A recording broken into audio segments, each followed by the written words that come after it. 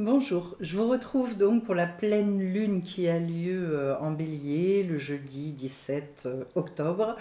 Et cette fois-ci, je suis face à vous. Voilà, je ne vous présente pas de tirage. J'avais à cœur de vous délivrer un message bien spécifique à l'occasion de cette pleine lune qui donc ouvre la fête de Soukhot, la fête des cabanes, et donc une période tout à fait particulière pendant 8 jours qui est là pour, après une période de rigueur, vous avez peut-être senti d'ailleurs dans les jours avant des choses, une forme de tension, une forme de stress, un moment qui n'a pas forcément été très très agréable à vivre. Et puis là, il y a un relâchement. Pourquoi? Et pourquoi on passe à une période extrêmement différente? Parce que au moment de cette fête de Soukhot, eh bien, il y a un excédent, il y a une vague, ou je ne sais pas comment le définir, de chesed, c'est-à-dire de bonté, de miséricorde, de générosité, de tout un tas de choses.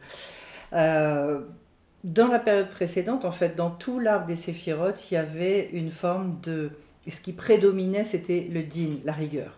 Et puis là, maintenant, il va venir comme une forme de compensation, de quelque chose que doit réussir à se contrebalancer au travers de cette générosité.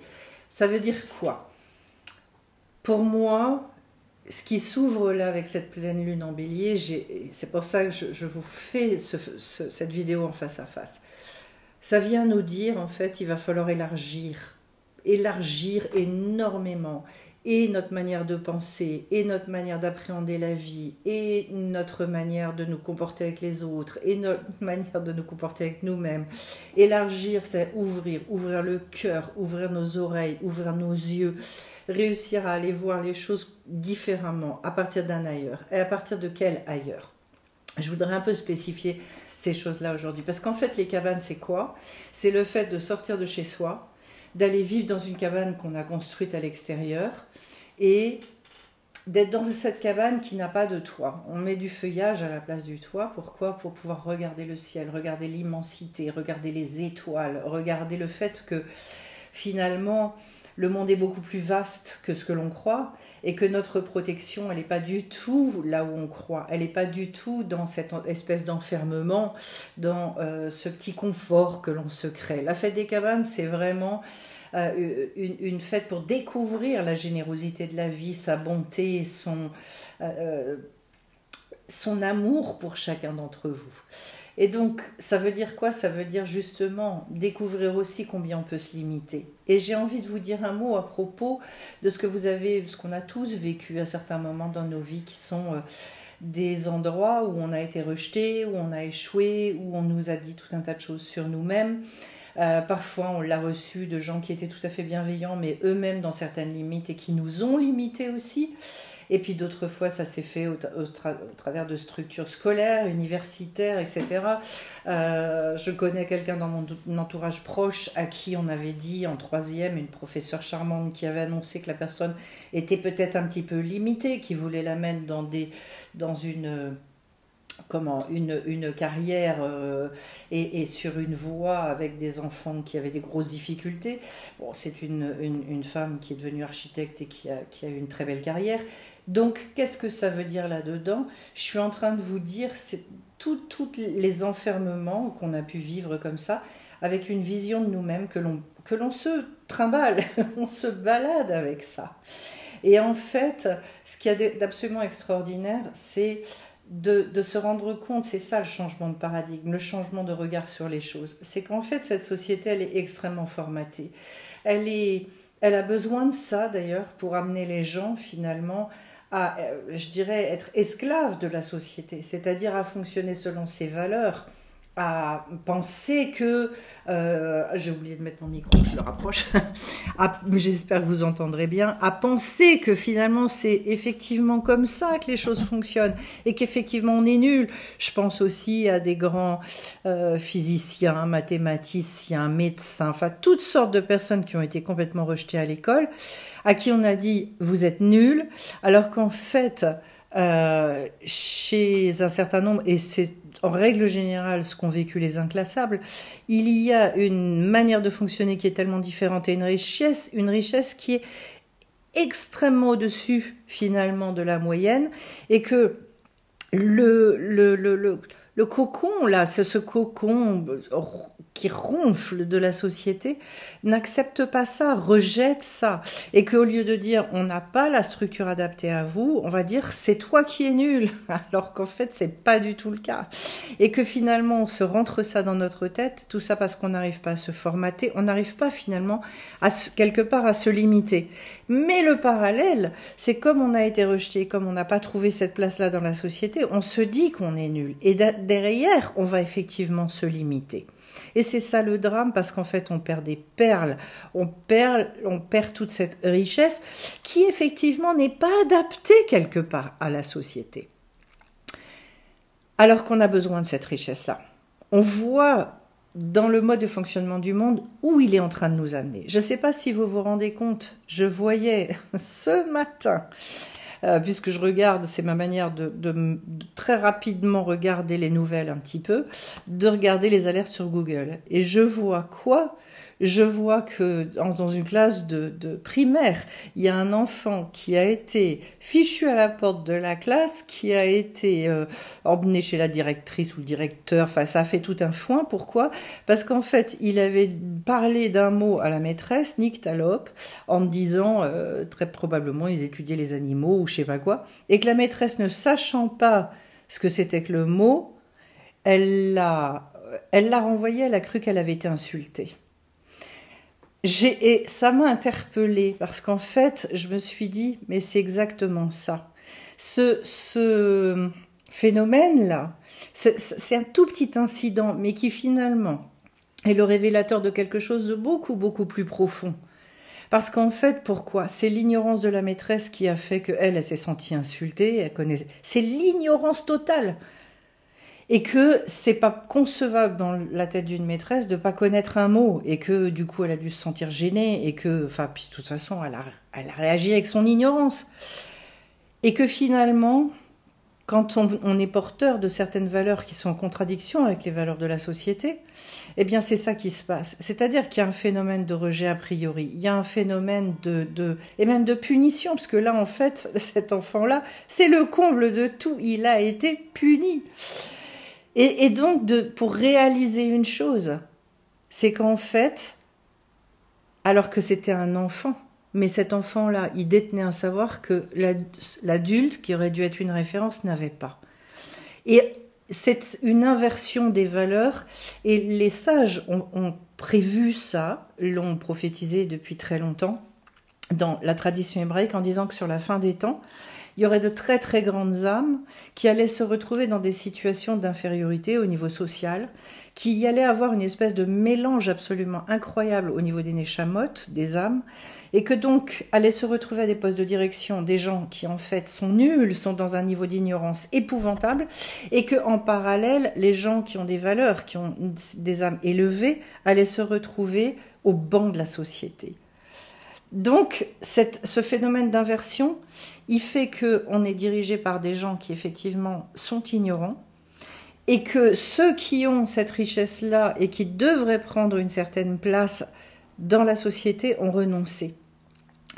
Et c'est pour ça qu'en fait, aujourd'hui, à l'occasion de cette pleine lune, c'est du bélier. Donc, le bélier, Dieu sait que... voilà. C'est d'essayer de demander véritablement à la vie, à Hachem, à Dieu, vous mettez le nom que vous voulez, de vous montrer votre valeur véritable, pour que vous puissiez trouver votre place. Dans les lettres hébraïques que j'ai tirées, j'avais le Zaïn. Le Zaïn, c'est ce qui couronne l'homme. C'est la couronne, c'est un Vav avec une couronne au-dessus. Le Vav, c'est la 6e lettre, et elle symbolise, puisque l'homme a été créé le 6e jour, ça symbolise l'homme. Le Zaïn, c'est la 7e lettre avec la petite couronne au-dessus. C'est-à-dire, le chiffre 7, c'est quand je trouve ma place dans ce monde, quand j'arrive véritablement à exprimer ce pourquoi je suis venue sur Terre, et donc d'amener cette lumière spécifique. Si je ne l'exprime pas, cette lumière-là, aux moyens qui m'ont été donnés avec mon tempérament, avec mes qualités, mes défauts, eh bien ça va manquer au monde. Et donc en fait... l'électrochoc que j'ai envie de créer pour que vous, et ça c'est quelque chose que vous devez demander pour que vous arriviez à un niveau d'évidence qui impacte votre cœur. Parce qu'en fait, le savoir dans le cerveau et se dire oui, la société, on s'en fout de ça. On s'en fout parce que c'est quelque chose qui n'est que intellectuel. Et ça ne changera pas votre vie. En revanche, de le comprendre dans le cœur et de commencer à se donner l'autorisation de réouvrir son cœur alors qu'on a pris des coups, qu'on nous a dit non, ça c'est nul, non, t'es nul, alors que c'est pas vrai. Et c'est pour ça qu'en fait, c'est tout le paradoxe, c'est que c'est souvent aux gens qui détiennent le plus de richesses qu'à l'école, ils font entendre de toute façon vous êtes nuls. Ça me fait penser à une chose en terminale où moi je me taisais parce que la philo, je trouvais que les cours étaient inintéressants. Et le jour où j'ai fait un exposé sur un livre de Jan Kelevich, là, d'un seul coup, c'était 2 mois avant la fin, et ma prof de philo est venue me voir en me disant « Véronique, c'est ce que vous devez faire dans votre vie, vous êtes faite pour ça, c'est formidable, c'est merveilleux, etc. » Alors qu'elle m'avait ignorée totalement pendant toute l'année. Donc, qu'est-ce que je veux vous dire? C'est à un moment donné, le fait de rentrer dans sa bulle, le fait de se mettre en retrait, qui n'est pas normal, qui est gravissime pour le monde.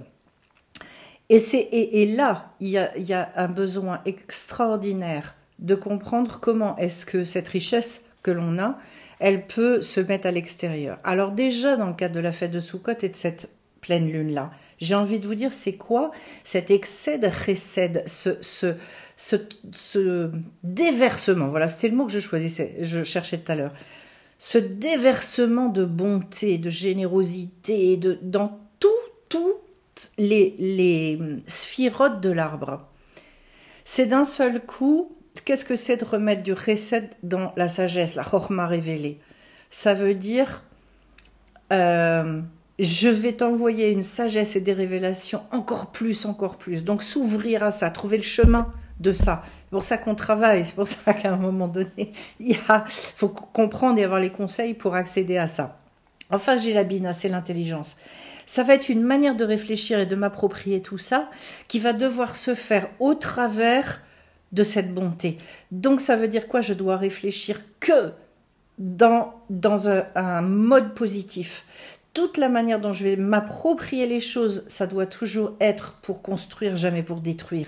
Et que si au niveau de la bina, de mon intelligence, je me rends compte que en fait je suis en train de me saborder, que j'entends des phrases négatives, ça veut dire que c'est pas juste. Et donc de travailler pour réussir. Et durant ces 8 jours-là, c'est ça qu'on a. C'est le message, il faut le comprendre. C'est qu'en fait le Créateur nous dit, moi je vous vois comme quelqu'un de parfait. Je vous vois comme quelqu'un de parfait. Je peux pas rentrer dans les détails, c'est entre autres tout ce que j'enseigne dans la formation sur la joie, etc. Mais c'est comme ça qu'on est perçu. Quand j'arrive aux dates, c'est-à-dire à la manière dont moi je vais expérimenter toute cette chose-là, la manière dont c'est une intelligence qui est vécue, qui sort du cœur, alors à ce moment-là, je vais effectivement être en capacité d'avoir ce regard de générosité et de bonté sur tout, y compris sur moi-même, mais sur la vie, je recrée du lien, je recrée quelque chose qui est extrêmement cohérent, qui est puissant, qui me porte, qui me met en joie.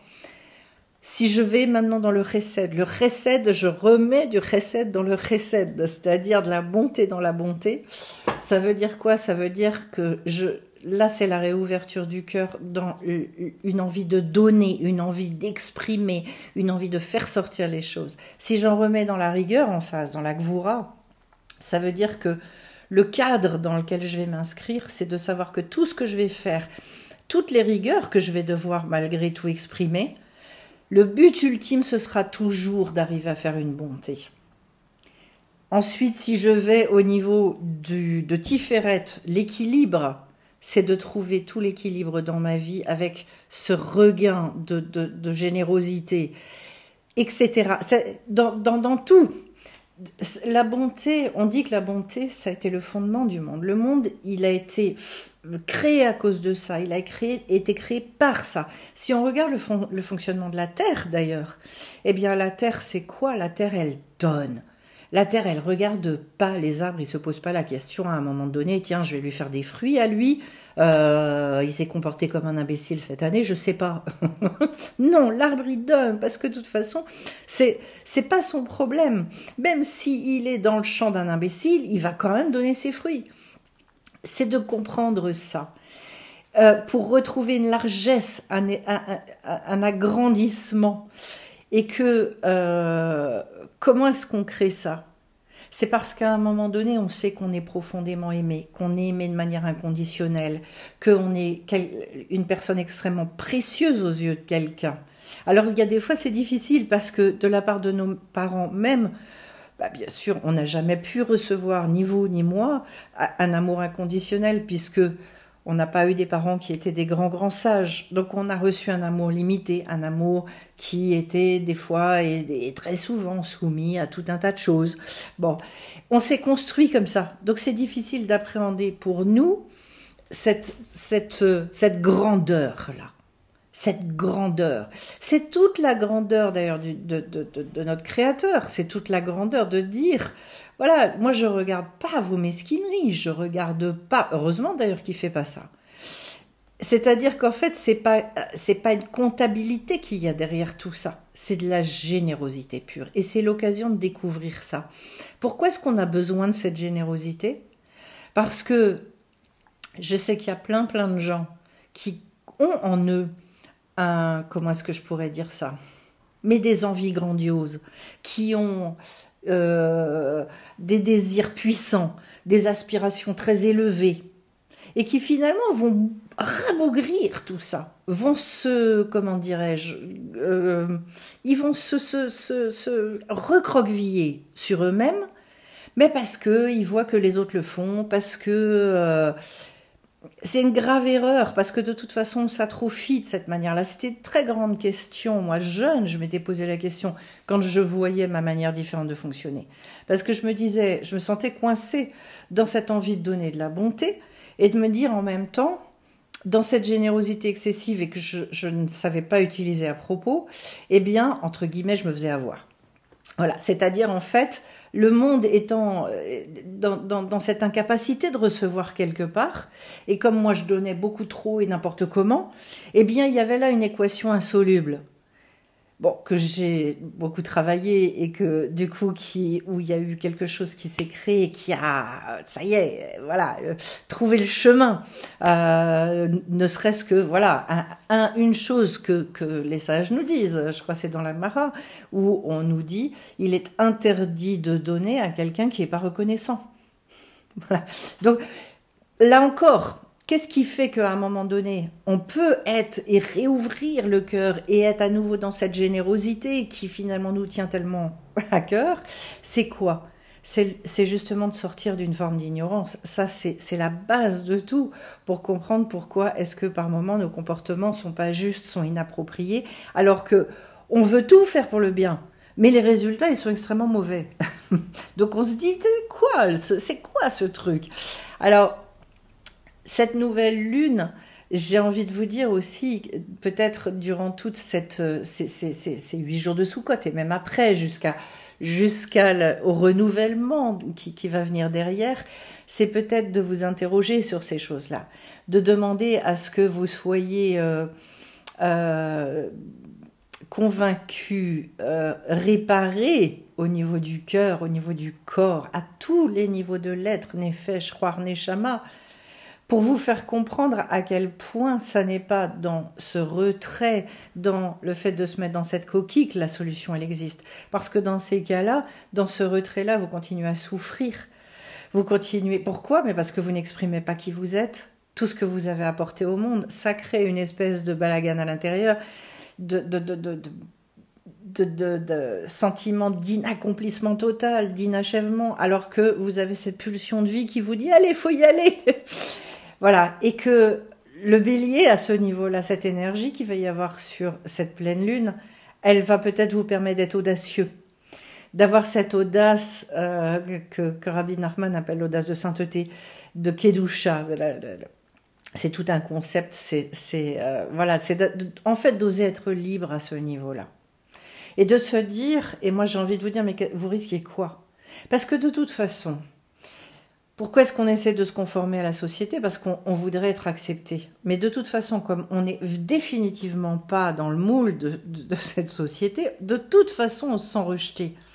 Alors, ça sert à quoi de rester enfermé? autant se montrer et aller découvrir des gens qui fonctionnent comme vous, des gens qui vont être dans l'encouragement. Comment est-ce que vous savez ça? Mais parce que d'un seul coup, il y a des gens qui vont dire, toi aussi, tu ressens ça, toi aussi, tu vis les choses de cette manière, et comment on peut faire, et que c'est comme ça que petit à petit, on sort de son trou, et que c'est comme ça que petit à petit, on a des idées de ce qu'on doit exprimer, de la place qu'on est amené à prendre, de quelle est notre mission, et on tire un fil. Et que ce fil-là, il va nous amener là où on doit être, il va nous amener là où on doit aller.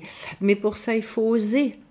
Et sortir de ses limites, c'est pas dans le sens de se mettre en danger. Sortir de ses limites, c'est peut-être de se dire à un moment donné, et après tout, je risque quoi? Mais posez-vous sincèrement cette question-là. C'est quoi le risque dans tout ça? Éventuellement, je risque d'être moi-même. Je ne sais pas si c'est un si grand risque que ça. En sachant de toute façon que, bon, là aussi, il faut le faire avec intelligence, le faire quand vous sentez que les gens, ils ont une ouverture, de regarder jusqu'où on peut aller, etc. Mais à un moment donné, il est extrêmement nécessaire d'aller vers ça. Parce que sinon, vous vous étouffez vous-même. Et que là, toute cette période, ça va être une période de réélargissement, de réouverture, si vous avez besoin de soigner votre cœur. Mais demandez ça, demandez à réouvrir, demandez à être réparé à ce niveau-là. Vous n'imaginez pas jusqu'où est-ce que cette fermeture du cœur, je la constate chez tellement de personnes, là où on a souffert, là où on n'a pas trouvé les solutions, là où on croit qu'elles n'existent pas aussi, là où tout ça, c'est-à-dire qu'en fait, on a exactement la même réaction que cette maîtresse qui renvoie cet enfant parce qu'elle pense qu'elle a été insultée parce que l'enfant a parlé d'un animal nyctalope. Ça veut dire quoi? Ça veut dire que nous aussi, eh ben pareil, on rejette parce que, et on se rejette nous-mêmes, parce qu'en fait on ignore, parce qu'en fait on ne sait pas. Mais quelle tristesse, mais quelle tristesse! Et après on nous dit, faites des efforts, vous allez devenir joyeux, faites des efforts, vous allez avoir une belle vie. Mais ça marche pas comme ça. Ça c'est de la foutaise. Il faut que vous vous en rendiez compte. Et que cet agrandissement-là, je pense que on en a grandement besoin. On a besoin de retrouver une nouvelle bouffée d'air. On a besoin de retrouver une bouffée d'oxygène qui est absolument énorme. Et c'est pour ça que quand je travaille toujours dans le cœur. Parce qu'en fait, l'idée de s'adresser uniquement aux intellects ne m'intéresse pas. Parce que c'est pas là qu'on se change. Il faut une conviction qui soit une conviction d'une profondeur et d'une puissance. Il n'y a que ça qui va vous remuer et faire en sorte que vous n'allez pas vous reconnaître. Voilà, et c'est tout ce que je vais vous souhaiter de vivre comme ouverture et comme révélation là sur les 15 jours qu'on va pouvoir vivre après cette pleine lune pour aller vers un renouvellement énorme et des libérations et de grandes bénédictions pour chacun d'entre vous. Je vous souhaite tout le meilleur et je vous retrouve bien vite sur la chaîne. Bye bye.